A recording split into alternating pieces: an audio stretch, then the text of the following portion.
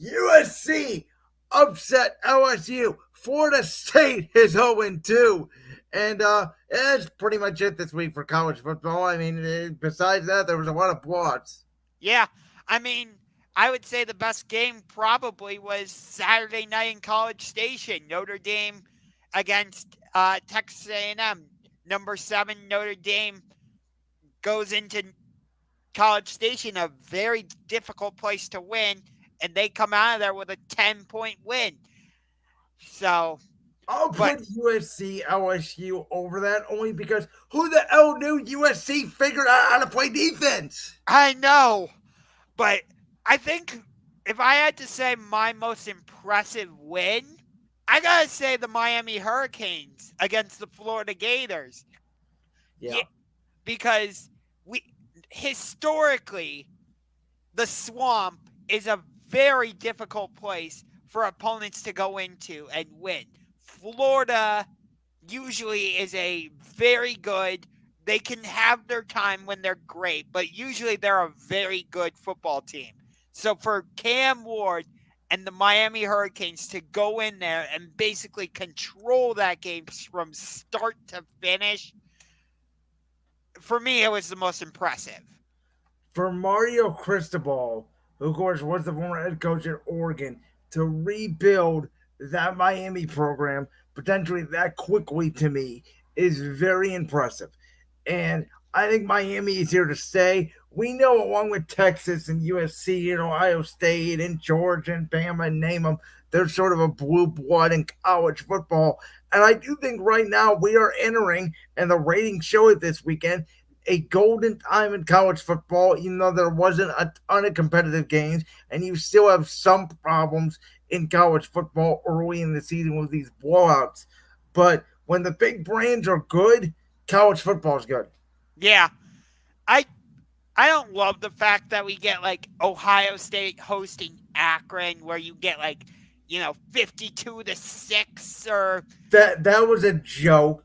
I think Georgia showed Dabo Sweeney the door to the transfer portal. We'll see if Dabo decides to use it.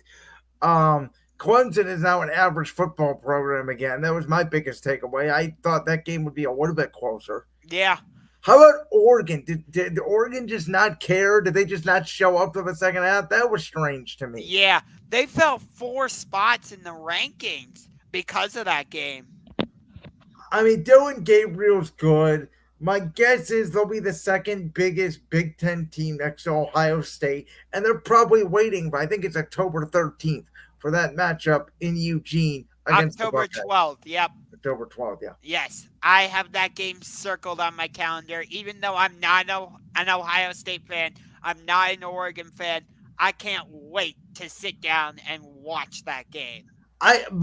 And again, we talked about this. I'm gonna watch more college football than ever. You obviously are a big college football fan. I have started to get a little more into college football. I want to see college football. They've done it a little bit. We'll get to this in a minute with Texas and Michigan. We saw USC and LSU this weekend. Could we get I don't know. What if you just do one conference game to start the year? Could we do Ohio State, Penn State week one? Could we do something to make week one actually matter? I know. Like we got Miami at Florida. We got Notre Dame at Texas A&M. Like you're basically asking for bigger games like that. Yeah, Which and I mean, like Georgia Clemson on paper was going to be a good game, and Georgia wiped the floor with them. yeah, and that wasn't really a neutral site game anyway because it was in Atlanta, which is basically Georgia's second home. It is Georgia. I mean, it's Atlanta, Georgia. It's in the States. So, Yeah, but I'm saying like Georgia normally plays their home games in Athens, yeah. not so. But Again, I just think, like, if I was scared, again, the college football coaches, they make their own schedule, whatever. We know it's all about NIL. We know college football still has some weird things that they need to work out. But I do think it was a relatively successful weekend. The fact that we are getting massive ratings on Labor Day, by the way, is a good thing for NFL expansion, if you know what I mean. Yes. Um, but I don't know what's up with Florida State. 0-2, and now you had to play Memphis. They're already out of the college football playoff. You Oh can't yeah, lose two games like that. They're done. I mean, their season's done. yeah, A fan does. You don't even have to watch them for the rest of the year. If I'm a fan, I'm like, my season's over. I'll see you in February. yeah. I mean, there could be a two-loss team that still makes it into the college Yeah, football but playoff. not if you lose to those two. Oh no, I mean, I'm not.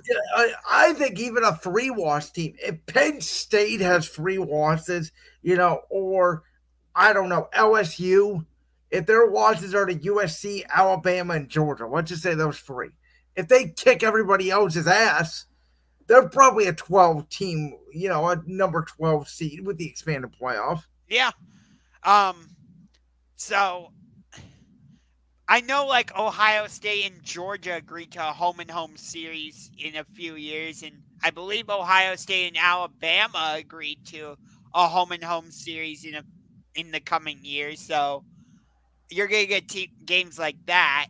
It's not until like 2027, though, right? Or Yeah, 2028. or like 2030, something like that. Yeah. Yeah, I mean, it is what it is. I mean, Um, think the realignment has a lot to do with that, though. yes. You can't deny that. Like Ohio State was going to play Oregon in a home and home series, but then I think COVID canceled the game that was supposed to be in Oregon. And now we get it this year. Exactly. All right. Well, speaking of the Big Ten, Michigan, who I think just took it sort of easy in the first half in their game Saturday night as they were preparing for number 3 Texas to come to town, featuring Quinn Ewers, the former Ohio State transfer, Steve Sarkisian, obviously. I really like Texas. I think they got NFL guys everywhere. Obviously, quarterback, receivers, defensive line. I think Michigan, it's going to be so hard to get back to the level where they were a year ago. They lost like half their team. They lost their head coach. I'm not saying this is going to be a blowout, but I could see a world. And this is a noon game, by the way. Yep. This is on Fox. Um, I could see a world where Texas absolutely destroys Michigan. I could definitely see it. By the way, this is a top 10 showdown. It's number 3 at number 10. College game day and big noon kickoff are both going to be at this game. Understandable.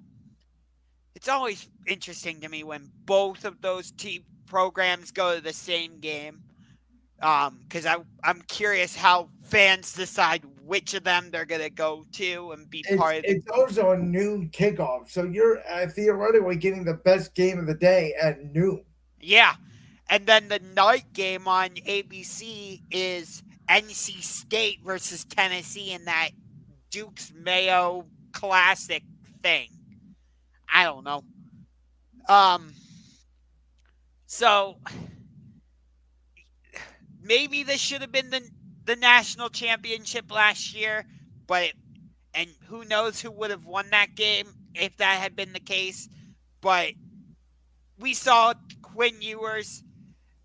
He looked like a Heisman level quarterback this past weekend, but Texas wasn't really facing hard level competition. I think they beat like Eastern Colorado or someone 55-0 or something like that. I think it was Colorado State. Colorado State. Okay, I knew it was some Colorado. Yeah. But yeah, and Arch Manning got time to play. First career passing and rushing touchdown. Yay! A guy who I believe will be a future number 1 overall pick in 3 years. Most likely because he is a Manning. But yeah, I got Texas winning this game. And Michigan could keep this game close because of their defense. Yeah. But I just think Texas has too overpowering of an offense. I agree. I think Texas just has too many players. I think Texas is going to be really good this year. I think they're going to be a top 4 team in the country. They're ranked number 3 right now. By the end of the year, they could be number 2. I actually think, and I know you're not going to like this as a Penn State fan, I think Ohio State's probably the best team in the country this year. I just think they're absolutely loaded. Chip Kelly is offensive coordinator now. They got their Michigan monkey out their back with Jim Harbaugh no longer being there.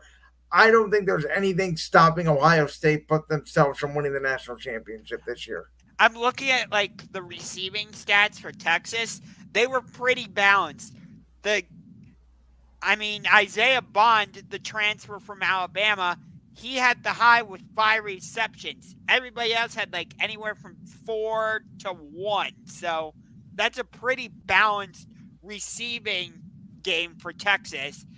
And then you look at their rushing game, everybody had like the two main guys had either 11 carries or 10 carries, and they both averaged almost either 70 yards or 60 yards.